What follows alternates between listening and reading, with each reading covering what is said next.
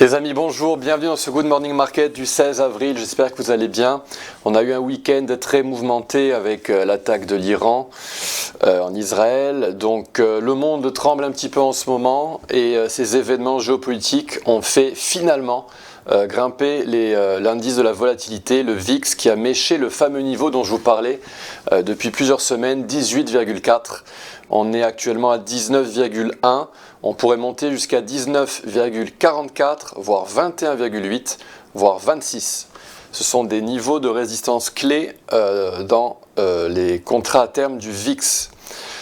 Qui donc retranscrit un petit peu la peur des marchés.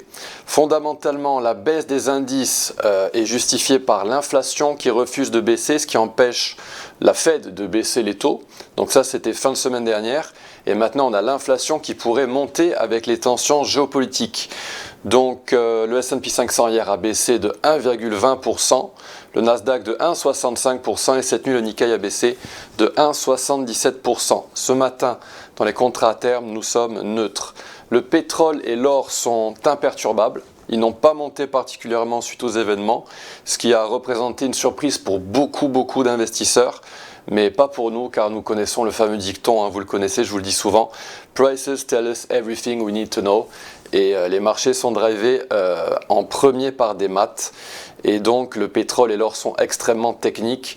Et pour l'instant, ils sont toujours orientés à la hausse dans leur tendance haussière. On en reparlera cette semaine. Aujourd'hui, on va parler du S&P 500 car c'est l'indice le plus important. C'est celui qui va avoir un petit peu une influence sur tous les autres indices, notamment européens et le Nasdaq. Avant que j'oublie, n'oubliez pas de nous liker cette vidéo et de la partager avec ceux qui pourraient en avoir besoin, ceux qui ont besoin d'une stratégie en plus dans leur méthode. Fibonacci est très efficace dans toutes les tendances, haussières, baissières, dans toutes les conditions de marché. Donc voilà, c'est intéressant pour certaines personnes de connaître cette stratégie car elle est très méconnue et même inconnue en France. On va passer au calendrier du jour. Donc aujourd'hui, côté calendrier, on a surtout Powell qui parle à 19h15 heure française. Avant ça, on aura des stats sur l'immobilier américain à 14h30. Et on aura à 22h40 des stats sur les stocks de pétrole venant de l'API. Alors on bascule dans Xstation 5, un petit rappel très rapide. Qu'est-ce qu'un mouvement mesuré? Qu'est-ce qu'un mouvement traditionnel en tendance haussière? Eh bien tout simplement c'est une correction qui est achetée par un algo au retracement de 50% et au retracement de 61,8%. La cible de ce trade est située au retracement négatif des 23,6%. Le stop loss, lui, est en dessous de ce qu'on appelle la golden zone.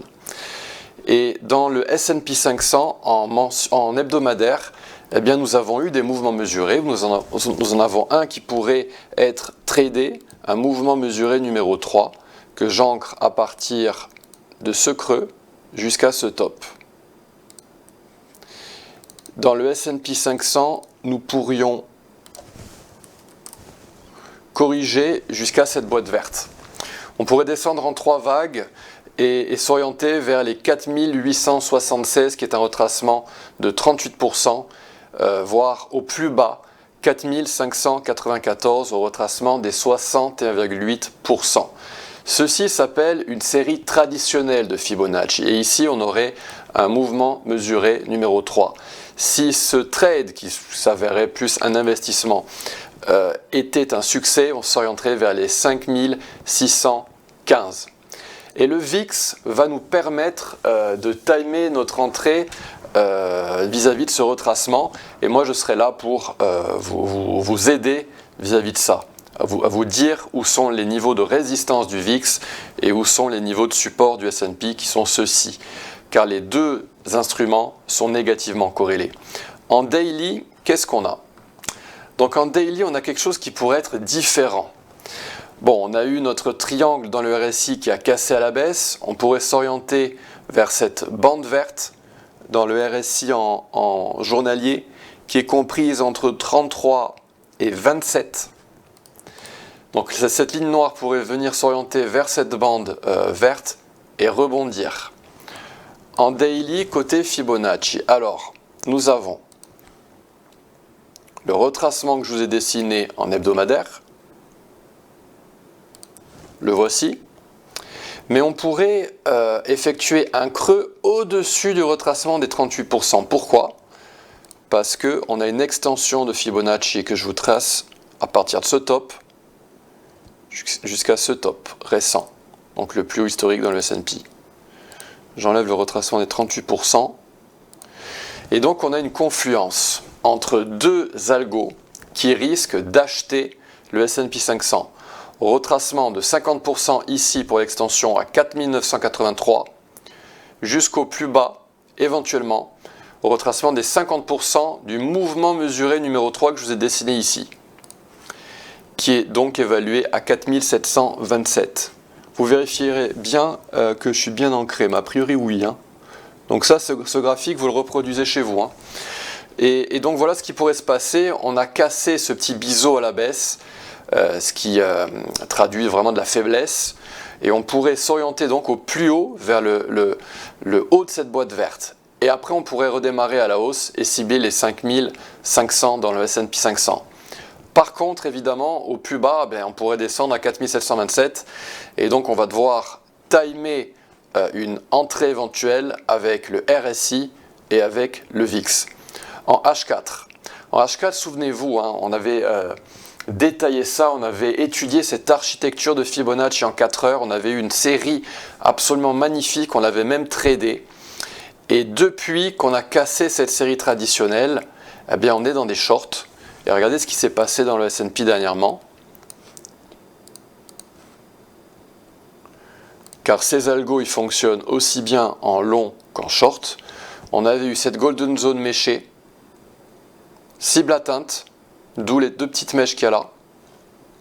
Comme la mèche a été atteinte, on a eu un mouvement mesuré numéro 2 en mode short, avec le retracement de 50% qui a été atteint, et la cible, le retracement négatif de 23,6% qui a été atteinte également à 5124. Ce qui pourrait se passer maintenant, c'est un mouvement mesuré numéro 3.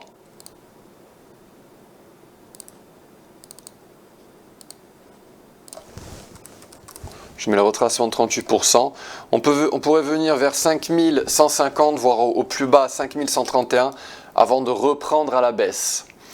Et on va trader cette série traditionnelle en H4 en short, qui pourrait commencer les prix pourraient commencer vraiment à partir plus fortement à la baisse pour s'orienter vers notre boîte verte que je vous ai dessinée ici.